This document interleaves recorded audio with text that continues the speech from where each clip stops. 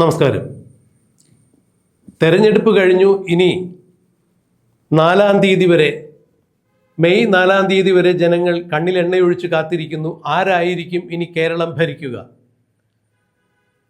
കേരളത്തിൻ്റെ ഭരണസാരഥ്യത്തിലേക്ക് ആരായിരിക്കും ഇനി കടന്നു വരിക? അത് ഇടതുപക്ഷമായിരിക്കുമോ വലതുപക്ഷമായിരിക്കുമോ എന്നുള്ള ചിന്തകളിലാണ് ഇപ്പോൾ കേരളം. എന്തായാലും കേരളം വിധി എഴുതി കഴിഞ്ഞിരിക്കുന്നു. അത് ഇടതിന് അനുകൂലമാണോ വലതിന് അനുകൂലമാണോ, അതോ ഇനി ഇത് രണ്ടും വേണ്ട മറ്റൊരു മുന്നണി മതിയോ എന്നുള്ളതെല്ലാം 4-ാം തീയതി കഴിഞ്ഞാൽ മാത്രമേ അറിയാൻ കഴിയൂ.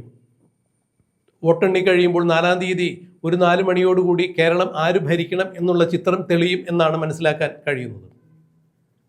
എന്നാൽ ഇതിനിടയിൽ കോൺഗ്രസ് ഭൂരിപക്ഷം കിട്ടുകയാണെങ്കിൽ, UDF-ന് ഭൂരിപക്ഷം കിട്ടുകയാണെങ്കിൽ കോൺഗ്രസിൽ നിന്ന് ഇന്ന ആളുകളായിരിക്കണം മുഖ്യമന്ത്രി എന്ന തരത്തിൽ ഇപ്പോൾ പല മുതിർന്ന കോൺഗ്രസ് നേതാക്കളുടെയും അഭിപ്രായങ്ങൾ വന്നുകൊണ്ടിരിക്കുന്നു. കോൺഗ്രസിനകത്ത് മുഖ്യമന്ത്രി സ്ഥാനത്തെ ചൊല്ലി വടംവലി ഉണ്ടായിരിക്കുന്നു, തമ്മിൽ അടിയായിരിക്കുന്നു എന്നൊക്കെയാണ് പുറത്തു വരുന്ന വാർത്തകളിൽ നിന്നും മനസ്സിലാക്കാൻ കഴിയുന്നത്.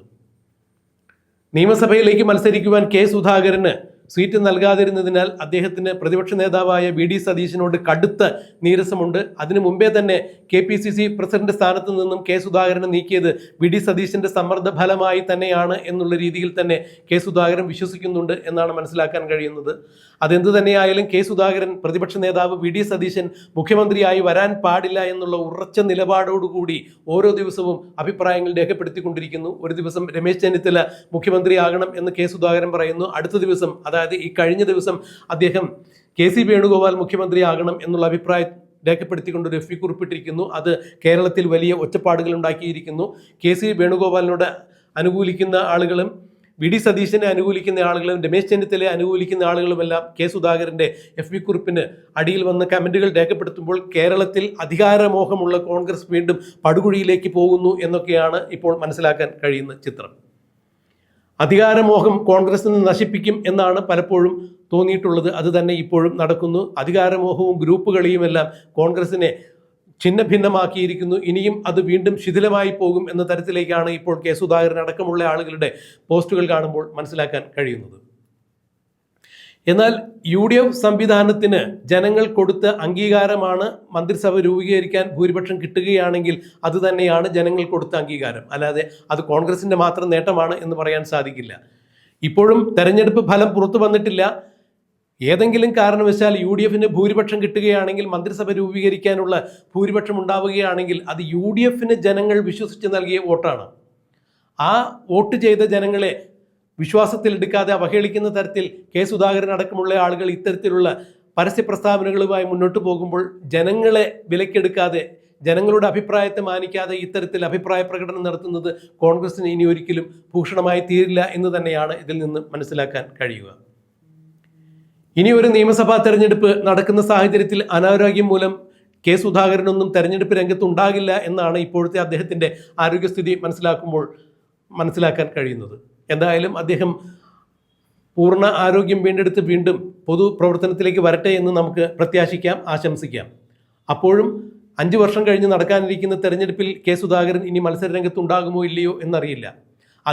അതുകൊണ്ട് തന്നെ ആവണം അദ്ദേഹം ഇക്കുറി തനിക്ക് മത്സരിക്കണം, നിയമസഭയിലേക്ക് മത്സരിക്കണം എന്നുള്ള പിടിവാശി പിടിച്ചത്. എന്നാൽ നിലവിലെ MP-മാരും തന്നെ മത്സരിക്കേണ്ട എന്ന കോൺഗ്രസിൻ്റെ ഹൈക്കമാൻഡിൻ്റെയും കോൺഗ്രസ് AICC നേതൃത്വത്തിൻ്റെയും ആ വിലക്കുകൾ മറന്നുകൊണ്ട്, അല്ലെങ്കിൽ അതിനെ കവച്ചു വെച്ചുകൊണ്ട് കെ സുധാകരൻ മത്സരത്തിന് ഒരുങ്ങിയതും ഇനി ഒരിക്കലും തനിക്കൊരു അംഗത്തിന് ബാല്യമുണ്ടാകില്ല എന്ന് കരുതി തന്നെ ആയിരിക്കണം എന്നാണ് ഇപ്പോൾ രാഷ്ട്രീയ നിരീക്ഷകരും ചൂണ്ടിക്കാണിക്കുന്നത്.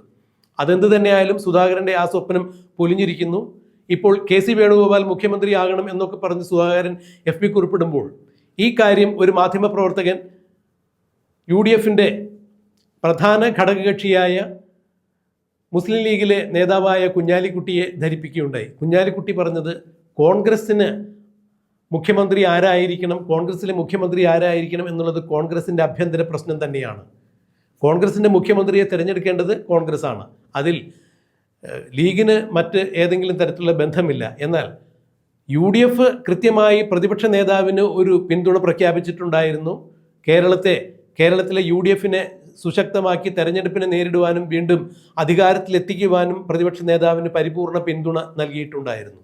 എന്നാൽ അത് മുഖ്യമന്ത്രി പ്രതിപക്ഷ നേതാവ് നിശ്ചയിക്കുന്ന ആയിരിക്കണം എന്ന തരത്തിലുള്ള ഒരു പിന്തുണയല്ല നൽകിയിരിക്കുന്നത്. പ്രതിപക്ഷത്തെ ഭരണത്തിലേക്ക് എത്തിക്കുന്നതിന് വേണ്ടി, കരുത്ത് പകരുന്നതിന് വേണ്ടി പ്രതിപക്ഷ നേതാവ് എന്ന രീതിയിൽ വി ഡി സതീശന് പരിപൂർണ പിന്തുണ നൽകിയിട്ടുണ്ടായിരുന്നു. ആ പിന്തുണയിൽ വി ഡി സതീശൻ ഏറെ ദൂരം മുന്നോട്ട് പോവുകയും തെരഞ്ഞെടുപ്പിൽ വലിയ രീതിയിൽ യു ഡി എഫിന് അനുകൂലമായ രീതിയിൽ ജനവികാരം രൂപപ്പെടുത്തിയെടുക്കുവാൻ സതീശന് സാധിച്ചിട്ടുണ്ട് എന്ന് തന്നെയാണ് ഉൾക്കൊള്ളുന്നത്, മനസ്സിലാക്കുന്നത് എന്നൊക്കെയാണ് കുഞ്ഞാലിക്കുട്ടി പറഞ്ഞത്. അപ്പോഴും കുഞ്ഞാലിക്കുട്ടി മുഖ്യമന്ത്രിയുടെ കാര്യത്തിൽ അത് കോൺഗ്രസിന്റെ ആഭ്യന്തര പ്രശ്നമാണ് എന്ന് പറയുമ്പോൾ കോൺഗ്രസിനകത്തുള്ള മുഖ്യമന്ത്രി പ്രശ്നത്തിൽ പക്ഷം ചേരുവാൻ തങ്ങളില്ല. തങ്ങൾ പക്ഷപാതപരമായി ചിന്തിക്കുന്നില്ല. കോൺഗ്രസ് ഏതൊരു മുഖ്യമന്ത്രിയെ നിശ്ചയിക്കുന്നുവോ ആ മുഖ്യമന്ത്രിക്ക് ഞങ്ങൾ പരിപൂർണ പിന്തുണ കൊടുക്കും എന്നാണ് കുഞ്ഞാലിക്കുട്ടി പറയുന്നത്. അല്ലാതെ പ്രതിപക്ഷ നേതാവിന് കൊടുത്തിരിക്കുന്ന പിന്തുണ മുഖ്യമന്ത്രിയായിട്ട് പ്രതിപക്ഷ നേതാവ് ആരെ നിശ്ചയിക്കുന്നുവോ അങ്ങനെ ആ ആൾക്ക് കണ്ണടച്ച് ലീഗ് പിന്തുണ കൊടുക്കുന്നില്ല. അത് ഒരു പൊതുപരിപാടിയുടെ അടിസ്ഥാനത്തിൽ തീരുമാനിക്കപ്പെടേണ്ട കാര്യം തന്നെയാണ്. തെരഞ്ഞെടുക്കപ്പെടുന്ന MLA-മാരും കോൺഗ്രസിൻ്റെ നേതൃത്വവും ചേർന്ന് കോൺഗ്രസിന് ആരാണ് മുഖ്യമന്ത്രി എന്നുള്ളത് അവർ തീരുമാനിക്കട്ടെ.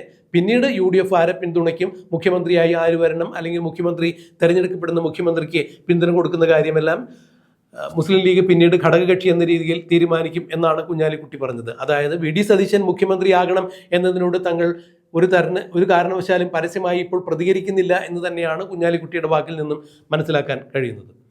എന്നാൽ വി ഡി സതീശൻ മുഖ്യമന്ത്രിയാവുകയാണെങ്കിൽ ലീഗിന് അതിൽ അതൃപ്തി ഉണ്ടാകില്ല എന്ന് തന്നെയാണ് നേരത്തെ മനസ്സിലാക്കിയിരുന്നത്.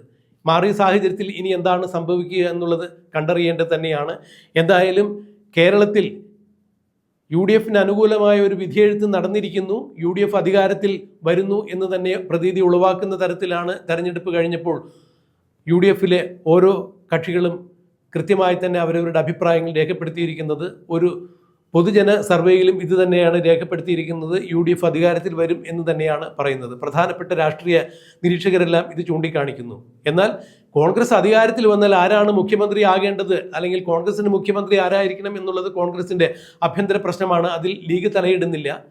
UDFന്റെ പിന്തുണയെക്കുറിച്ച് അല്ലെങ്കിൽ UDFന്റെ അഭിപ്രായം തേടുമ്പോൾ, ലീഗിന്റെ അഭിപ്രായം തേടുമ്പോൾ അതിൽ ലീഗ് കൃത്യമായ അഭിപ്രായം രേഖപ്പെടുത്തും എന്നുകൂടി കുഞ്ഞാലിക്കുട്ടി പറയുന്നു. എന്തായാലും തെരഞ്ഞെടുപ്പ് ഫലം പുറത്തു വരുന്നതിന് മുമ്പ് തന്നെ കോൺഗ്രസിൽ മുഖ്യമന്ത്രി ആരായിരിക്കണം എന്നതിനെ ചൊല്ലിയുള്ള അടി തുടങ്ങിയിരിക്കുന്നു. ഇതിൽ ലീഗിന് പങ്കില്ല എന്ന് തന്നെയാണ് കുഞ്ഞാലിക്കുട്ടിയും വ്യക്തമാക്കിയത്. എന്തായാലും KC വേണുഗോപാലോ രമേശ് ചെന്നിത്തലയോ വി ഡി സതീശനോ ആര് തന്നെയായാലും കോൺഗ്രസ് തെരഞ്ഞെടുക്കുന്ന മുഖ്യമന്ത്രിക്ക് മുസ്ലിം ലീഗും പിന്തുണ നൽകും എന്ന് കുഞ്ഞാലിക്കുട്ടി പറയുമ്പോൾ കോൺഗ്രസിലെ മുഖ്യമന്ത്രി ആരായിരിക്കണമെന്ന് തീരുമാനിക്കുന്നത് കോൺഗ്രസ്സുകാർ തന്നെയാണ്. മുസ്ലിം ലീഗിന് അതിൽ വലിയ റോളൊന്നുമില്ല എന്ന് കുഞ്ഞാലിക്കുട്ടി തീർത്തു പറയുമ്പോൾ ഞങ്ങൾ ഇതിൽ നിഷ്പക്ഷ നിലപാടെടുക്കും എന്ന് തന്നെയാണ് അദ്ദേഹം തീർത്തു പറഞ്ഞിരിക്കുന്നത്. എന്തായാലും ആരായിരിക്കും കോൺഗ്രസിൻ്റെ മുഖ്യമന്ത്രി എന്നുള്ളത് നമുക്ക് മെയ് 4-ാം തീയതി കണ്ടറിയാം, കാത്തിരിക്കാം.